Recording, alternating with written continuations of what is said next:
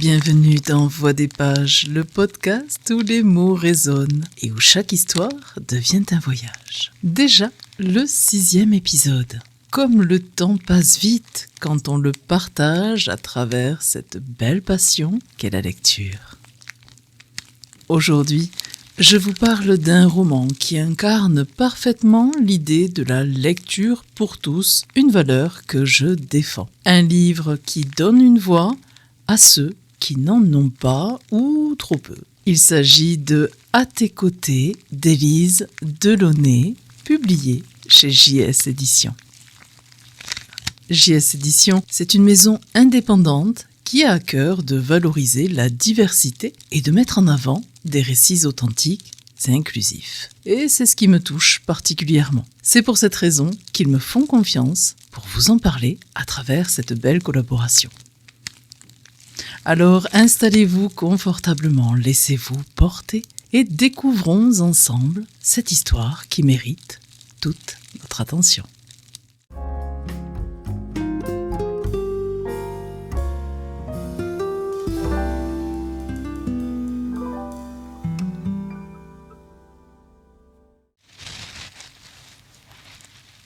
Avant de plonger dans le roman à proprement dit, je te propose de découvrir ensemble Élise Delaunay.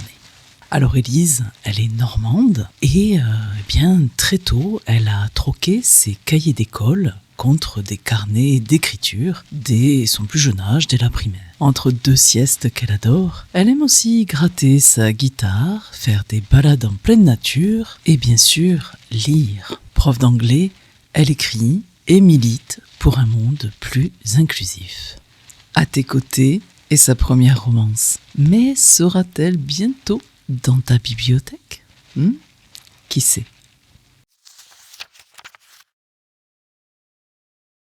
Maintenant que tu commences à te détendre, je vais te plonger dans une profonde relaxation avec ces doux moments de lecture que je vais faire pour toi. C'est parti pour une lecture de quelques morceaux choisis du livre d'Élise Delaunay, À tes côtés, publié chez JS Éditions.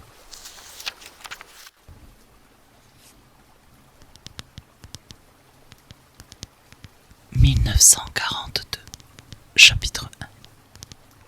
J'avais ce qu'un groupe d'hommes moustachus appelait linguistique.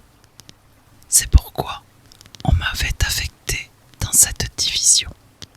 Pour ma part, je me considérais seulement doué en langue. Je savais parler l'allemand, le russe, l'italien, l'espagnol et le français. J'avais commencé mon apprentissage très jeune, avec des tuteurs originaires de ces pays. Des personnes très strictes dans leur enseignement. Mes parents pensaient que la maîtrise de langues étrangères m'ouvrirait des portes ordinairement fermées aux femmes. Sur ce point, j'admettais qu'ils avaient raison. J'avais profité de ces connaissances pour poursuivre mes études dans ce domaine jusqu'à l'université. J'excellais également en géographie. Pour cela, je n'avais pas eu besoin de tuteur. Ma curiosité naturelle avait suffi. J'avais commencé par apprendre les capitales de chaque pays. Puis, ma soif de savoir m'avait donné l'envie de découvrir quelques villes au hasard et d'en apprendre davantage sur leur histoire. C'était devenu un passe-temps plus qu'autre chose. Je désirais connaître le plus de villes possible pour ensuite savoir lesquelles je visiterai lorsque je ferai enfin le tour du monde. Mes parents, quant à eux, prenaient cette occupation pour une lubie, tandis que je voyais cela comme une passion. Plus tard, d'autres l'avaient considéré comme un avantage stratégique. Dans le travail qui m'attendait, ne pas dépendre de cartes me permettrait de gagner du temps. Cela devait être le nom de mon talent à leurs yeux. Gagner du temps en traduction, gagner du temps en géographie. J'étais arrivé à la gare de Betchley vers 11 heures. C'était un beau jeudi matin d'octobre. J'avais vu le rose de la lumière du jour apparaître petit à petit sur les campagnes anglaises. Par la fenêtre du train, j'en avais apprécié la beauté, la simplicité. Je ne savais pas ce qui m'attendait à cette destination. Ma convocation allait droit au but. Je devais me rendre dans cette ville, au manoir de Bletchley Park. Pour l'heure, noyé dans la contemplation, je me régalais de la vue. Je ne savais pas quand j'assisterais à nouveau à un lever de soleil. Le bleu du ciel avait maintenant remplacé le rose et, malgré la brume qui peinait à se dissiper, une belle journée s'annonçait. De la gare, on voyait le parc qui se trouvait de l'autre côté de la route. Comme je m'en approchais d'un pas assuré, je distinguais ses couleurs magnifiques. Les feuilles des arbres commençaient à brunir, tirant tantôt sur le jaune, tantôt sur l'orange, parfois même le rouge, selon les variétés. Bientôt, tout le paysage se parerait de couleur feu et l'automne remplacerait complètement l'été.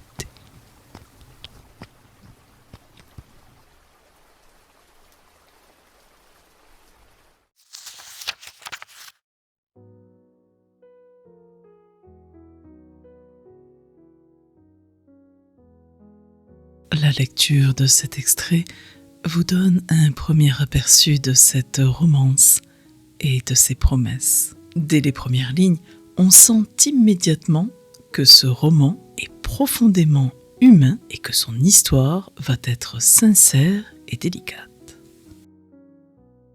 La 4e de couverture met en avant d'ailleurs le cœur de l'histoire, une relation forte entre Elisabeth et Marie, mais aussi les difficultés qu'elles vont rencontrer. Je vous la lis. Et si l'amour avait son propre code ? 1942. Elisabeth intègre Bletchley Park pour y aider les Alliés à décoder les messages secrets des Allemands.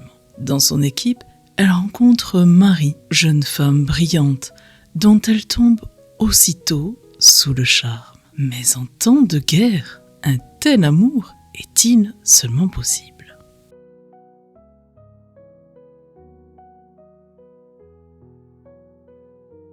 Quand j'ai découvert ce livre, ce qui a immédiatement retenu mon attention, c'est l'époque à laquelle se déroule le récit. Une histoire d'amour entre deux femmes, c'est déjà un sujet fort aujourd'hui. Alors, je me suis demandé comment Élise Delaunay, l'autrice, allait-elle traiter cette relation dans un contexte historique où le regard des autres pesait encore plus lourdement sur ce genre de sentiments.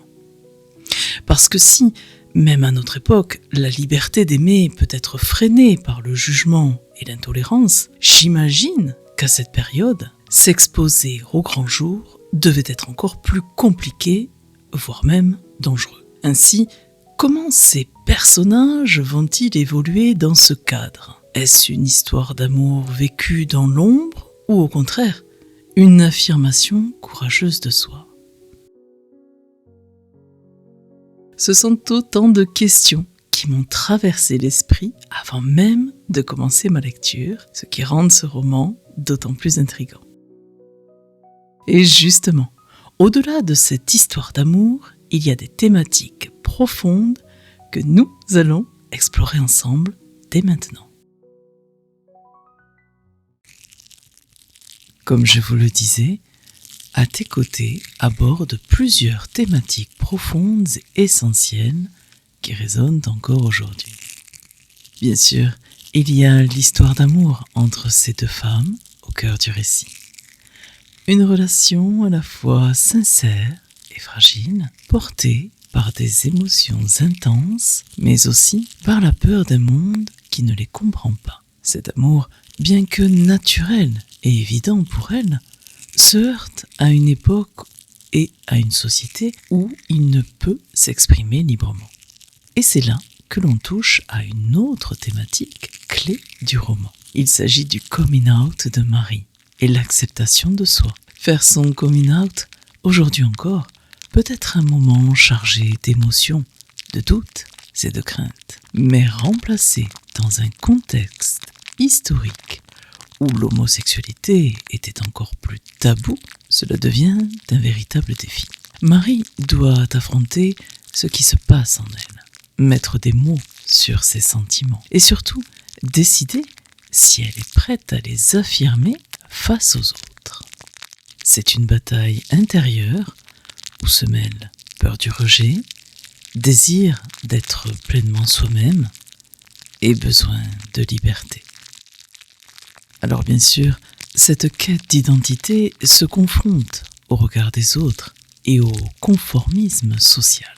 Bien que dans une société où tout doit être codifié, où chacun doit tenir son rôle, et surtout le rôle de la femme épouse, de la femme mère, elle doit se fondre dans un moule bien précis, s'écarter de la norme, et souvent perçue comme une menace. Ce que vit Marie, c'est cette lutte entre son bonheur personnel et les attentes imposées par la société, par sa famille, etc. Peut-on donc choisir l'amour sans craindre le jugement? Peut-on exister pleinement sans renoncer à une partie de soi? Et c'est dans cette justesse de réflexion, dans le traitement de ces thématiques, qui rend ce livre aussi poignant qu'essentiel.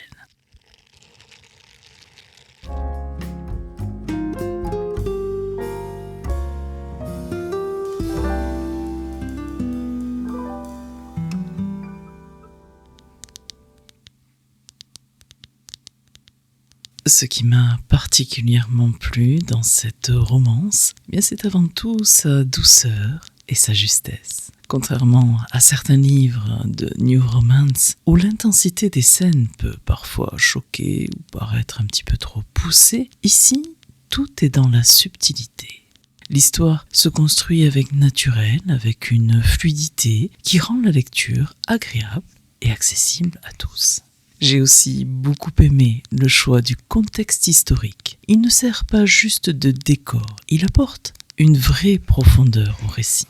Et si l'on cherche à en savoir un petit peu plus, je suis persuadée que vous allez apprendre beaucoup de choses sur ce lieu et sur ce qu'on y faisait à ce moment-là. Pour finir, je dirais que c'est un livre qui se lit facilement, sans lourdeur.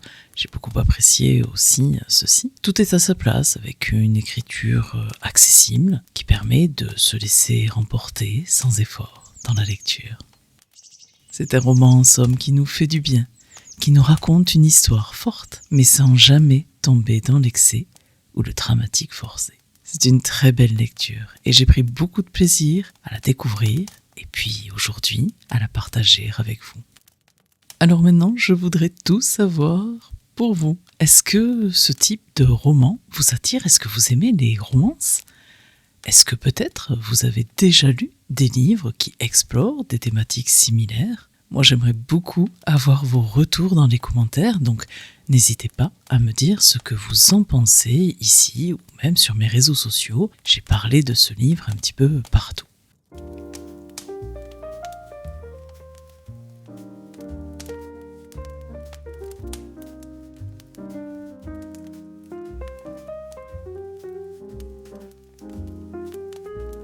Je vous remercie encore une fois d'avoir été à mes côtés pour cet épisode de ce podcast Voix des pages. J'espère que cette découverte vous aura plu et peut-être donné envie de vous plonger dans cette belle romance. On se retrouve très bientôt pour une nouvelle immersion dans l'univers des livres. Je vous réserve une prochaine lecture tout aussi captivante.